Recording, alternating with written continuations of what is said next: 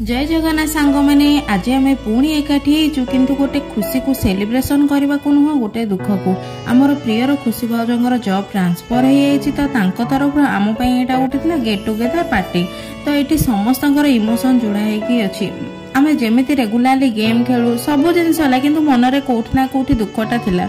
आम जीवनटा है ना आगे गोटे जाजावर ये 2 वर्ष तो आउ कौटी 3 वर्ष एमती करके आमको लोकेशन चेंज करने को पड़े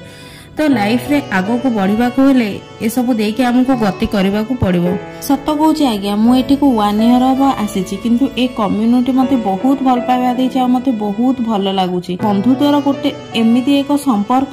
जेउंडी एज रो किछि मैटर करेनी जहार जेते भी पर्सनल प्रॉब्लम थाउ जिते बेले आमे एकाठी हो ना आम सुखिला मुहटी रे हस आसी जाए। विदायटा सतरे बहुत कष्ट